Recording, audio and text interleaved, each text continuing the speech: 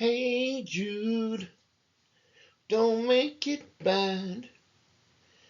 Take a sad song and make it better. Remember to let her into your heart, and that's when you'll start to make it better. Hey Jude, don't be afraid. You are made to go out and get her.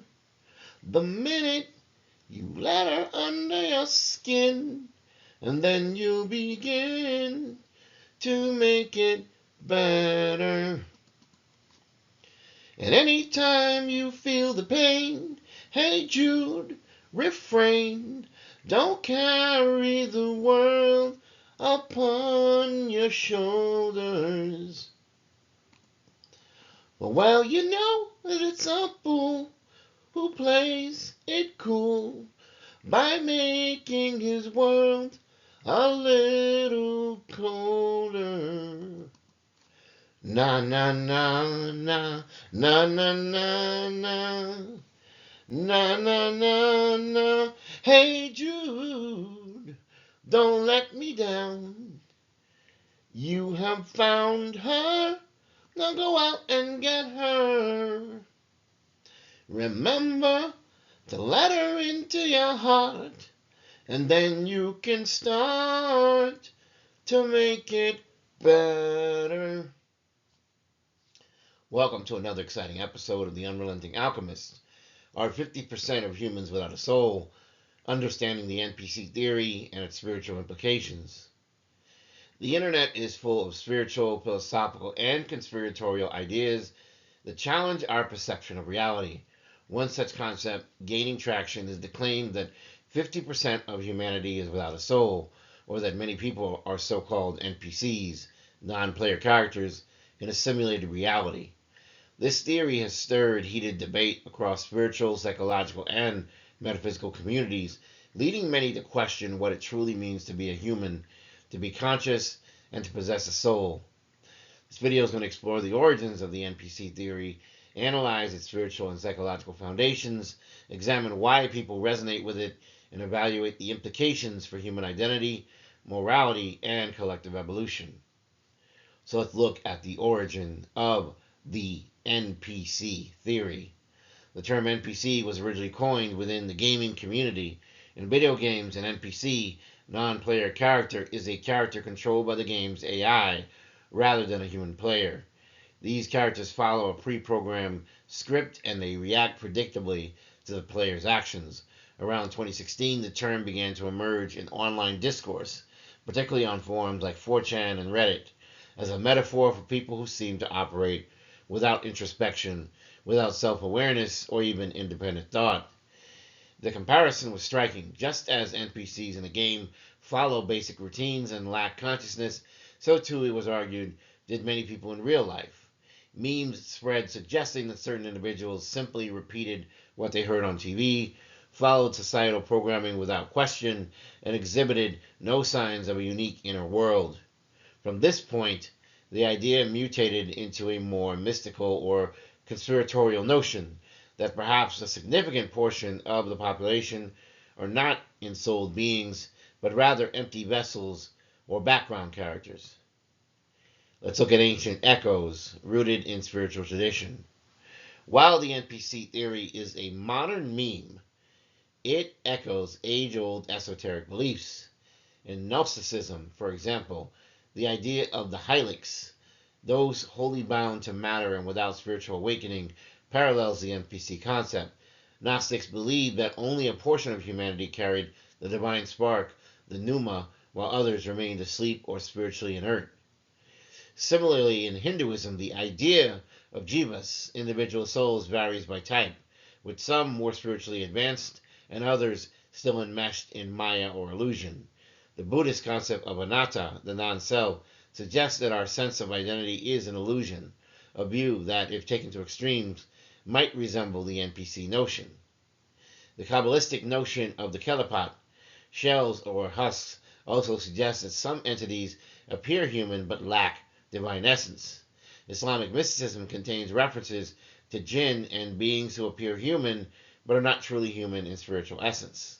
Thus, while modern NPC discourse is often reductionist or mocking, its core curiosity, do all people possess a divine soul, has long fascinated mystics.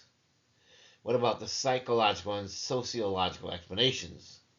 From a psychological standpoint, the perception that others lack depth or soul may be rooted in projection and disillusionment. In an era of superficial communication, mass media conditioning, and rampant consumerism, it's easy to feel that many people operate on autopilot.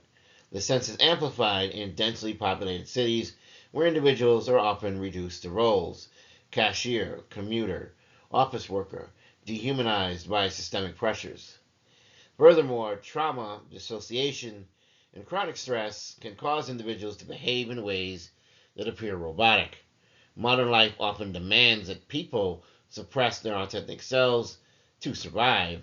From this perspective, many people may not be soulless, but simply disconnected from their soul due to societal trauma, economic hardship, or emotional repression.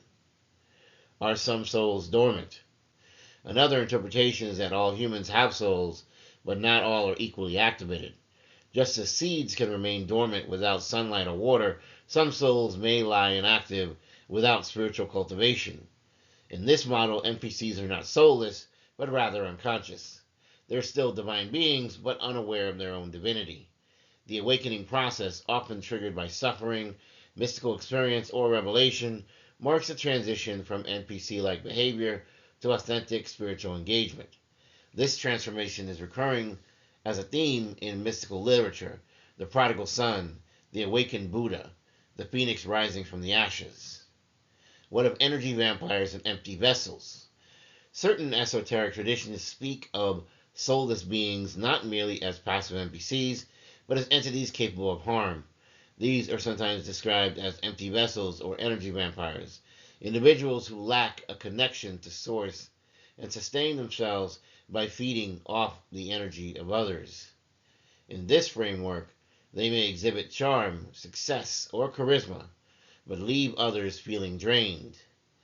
Sometimes this may be referred to as people who are narcissists or sociopaths or manipulators, and they're sometimes viewed through this lens with the suggestion that their soul has been severed or never fully incarnated. However, this perspective runs the risk of dehumanizing and oversimplifying complex psychological issues.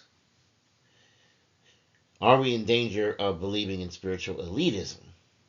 It's tempting to distinguish between the awakened and the asleep, or the souled and the soulless, but this dichotomy can foster spiritual elitism.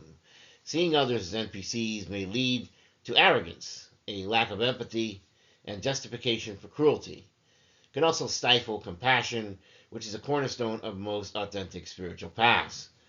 Moreover, dismissing others as mere background characters negates the mystery and depth that all beings potentially hold. Who are we to determine the soul status of another? The most mundane person may carry a profound destiny. The soul is subtle, and awakening can be slow and quiet. What about modern society and the illusion of automatism? We live in a culture that encourages mechanized living. Education systems prioritize conformity over creativity. Workplaces demand repetition, not innovation. Media channels promote consumption over contemplation. In such a world, it's unsurprising that many behave in ways resembling NPCs. But this doesn't prove that they lack a soul. It may indicate that the system is designed to suppress soul expression. The real NPC, then, may not be a person, but rather a paradigm, a mechanized world that deadens the human spirit. The path forward may not be in labeling others, but in cultivating environments that awaken the inner oracle. Let's look at the spiritual implications and the role of the awakened. If some people are indeed operating unconsciously, the awakened have a responsibility, not to mock, but to guide. The mystic path has always involved service. The Bodhisattva delaying nirvana to help others, the prophet speaking truth to sleeping nations, the light worker anchoring higher frequencies. Seeing others as NPCs might be less about their status and more about our responsibility. Can we become beacons of light that activate dormant souls? Can we cultivate compassion even for those who appear blind? The true sage sees divinity in all beings, even those who are lost in illusion. NPCs as a mirror. Ironically, the more we obsess over NPCs, the more we risk becoming one. When we fall into judgment, lose curiosity, and project our fears onto others, we too operate without self-awareness. The spiritual path requires constant humility, reflection, and openness. What if the NPC is a mirror? What if those we deem soulless are inviting us to deepen our own humanity, to develop empathy, and to challenge the systems that dull our collective consciousness? In conclusion, we should be awakening beyond labels. The question of whether 50% of people lack a soul or are NPCs may never truly be answerable in empirical terms, but spiritually it invites us to reflect deeply. What does it mean to be conscious? How can we awaken our own soul more fully? Are we projecting our own spiritual dissatisfaction onto others? What kind of world would nourish the soul all in all? Rather than fixate on who has a soul and who doesn't, we can focus on creating a world where soul expression flourishes. Let us move beyond the NPC metaphor into a compassionate understanding of the spiritual struggle faced by all beings. Everyone is on a journey. Some are beginning to remember, and perhaps in moments of grace, even the most asleep among us will open their eyes, step into the mystery, and become players in the divine game of awakening. Thank you for joining me in this sacred hour. This has been the Unrelenting Alchemist. Until next time, walk wisely, walk bravely, and when the dark calls, answer not with fear, but with fire and light. Take care.